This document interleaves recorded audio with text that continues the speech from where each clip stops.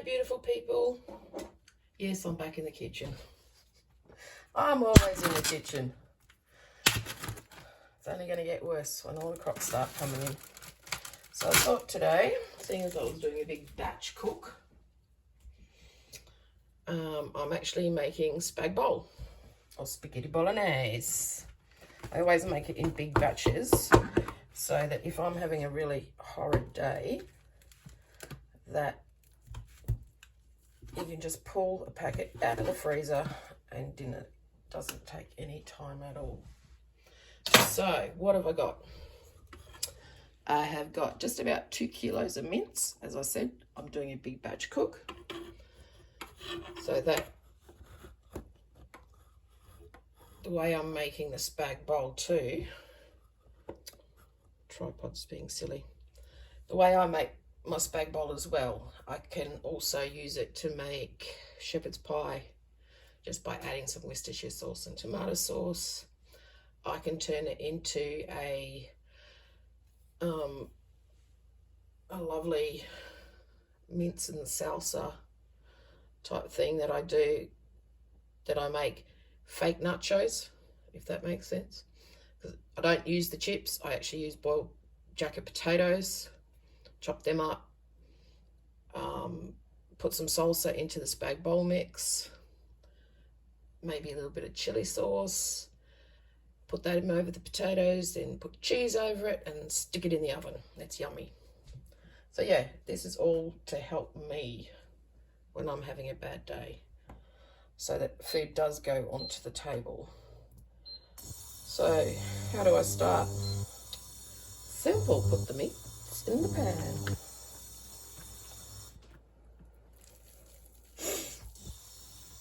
I remember when my little boy, he's 26, he moved out of home and he was actually living with a chef. And he said, "Oh, I'm really craving spag bowl. Can you make some spag bowl for me?" And so the chef, he, like did it from scratch, blanched all the tomatoes and, the whole 9 yards, served it up to Josh. And Josh goes, "Hey, my mum's is better." Not long after that, he rang me up and he goes, "Mum, what? I'm craving your spag bowl. What's the recipe? I'm going to make it." So if he forgets the recipe, it's here. Well, apparently he makes it. He's changed it a little bit, he said, but still tastes like mine, apparently. So get that mincing going.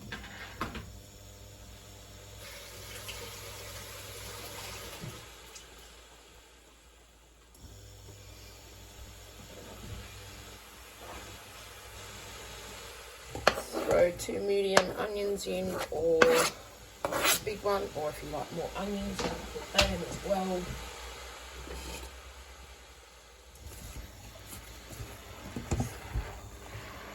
So I won't bore you while this is all starting. You see, it's just mince and onion to start with. Back when this browns up a little bit. And we're back. The magic of video. Okay, what else do I need for my spag bowl? Alright, oregano, you can use fresh or dried. I'm using dried today, so my oregano is not looking real good out the front. You know me, I measure nothing. It's probably, I don't know, half a tablespoon of oregano, but again, it's up to you and your tastes. Okay, I've already put salt and pepper in it. Then we're going for, what's next? The garlic. Now, my jar of garlic was nearly empty, so I just put the red wine in it and swished it all around. So I think I normally put about 2 tablespoons of garlic in. Again, up to you and your taste. So garlic and red wine in. Yes, I always use red wine in my asparagus.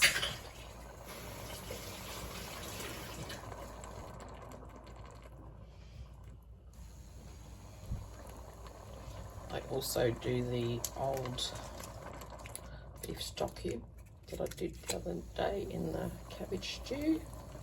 Just throw that in.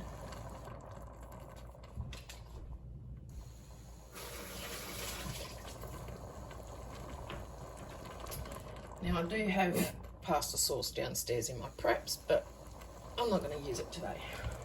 I will have to start using them though, because I'll be making a lot more soon. So I'm actually just using an Aldi one, the Toscana, which we like, because it has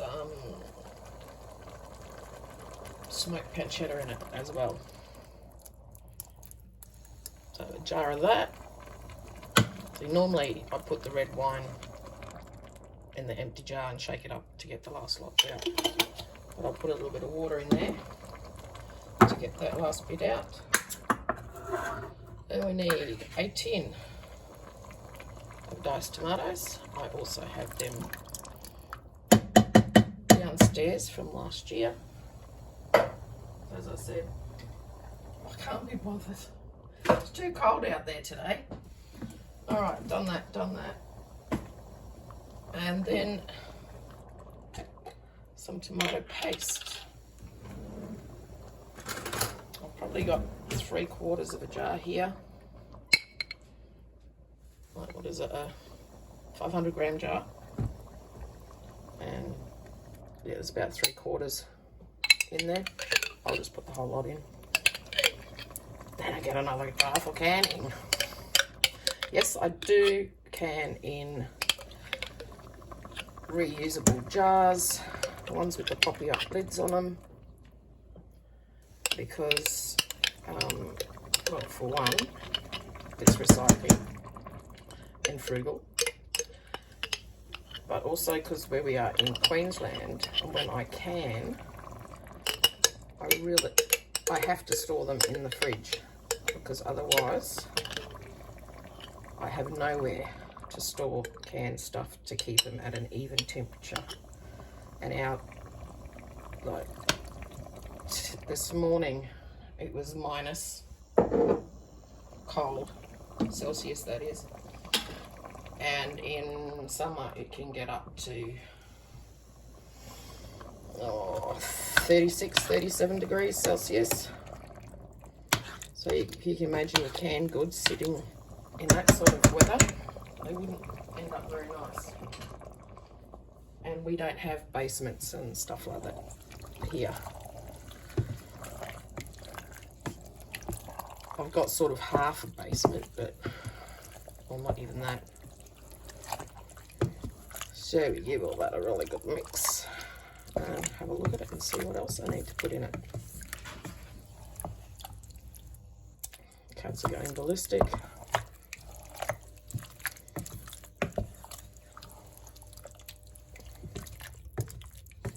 I need a bit more tomato paste, I think.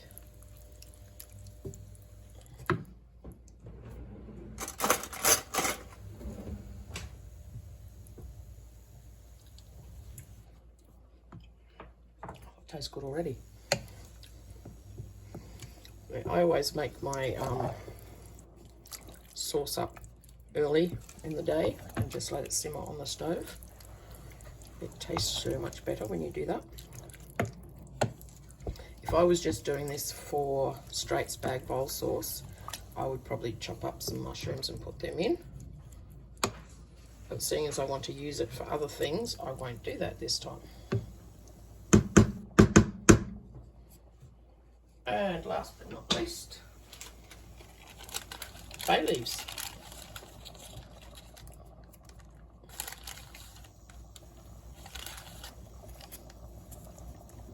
I'm only put about 5 in. Love the bay leaves in there. So my spag bowl recipe is kind of my Italian godmother who showed me how to make spag bowl, and me just putting my twist on things. I think the only things I keep traditional are the recipes from my mum. Though I have tweaked some of them too. Shh, don't tell her that. There you go, guys. That's a basic spag bol sauce. So I'll just let it simmer here for, I don't know, a couple of, realistically, I'll probably let it simmer till dinner time on really low. So it'll be on for about 6 hours, just simmering on low. And I'll show you what it looks like when it's all done. Om nom noms. Look at that. There's a spag bowl ready to go. And I've got some lovely egg noodles on. Or egg pasta, whatever you want to call it. I'll be back in a minute to show you a trick with the pasta. So what's the great pasta hack? Something from my childhood. And guess what? It involves butter. So when I was growing up in Darwin, friends of ours owned a restaurant. And the husband was the chef, who was my Uncle Otto. And this is what Uncle Otto used to do in the kitchen with his pasta. And what did Bibi used to do when we used to go to dinner? I was the only child that had access to the kitchen. And I used to run inside and go, Uncle Otto, nummy nummies. And he always knew that means I wanted butter pasta. That's how the chefs do it.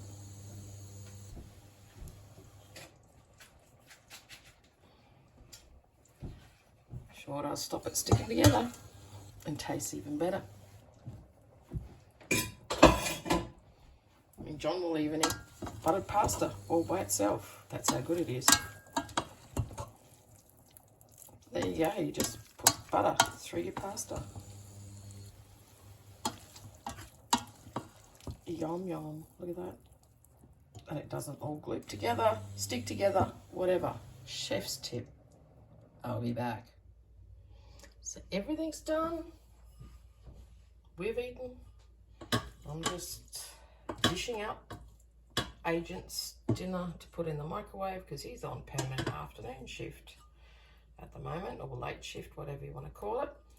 See, look at the lovely buttered pasta. So I'll get his dinner all served up and stuck in the microwave, and then I can clean the kitchen. Yep, seriously, that is how much pasta he has. I'll wait till I put the sauce on. He's a big boy. Well, he's tall.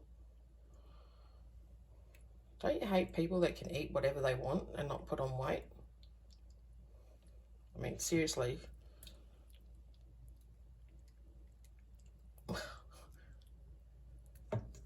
That's Agent's dinner. So there you go, guys. My spag bol sauce that can be turned into other things. So I guess you'll have to watch what other things I turn them into. So don't forget to like, subscribe, and tickle that bell. And I'll see you soon with another video. I hope you all have a great weekend. Catch ya.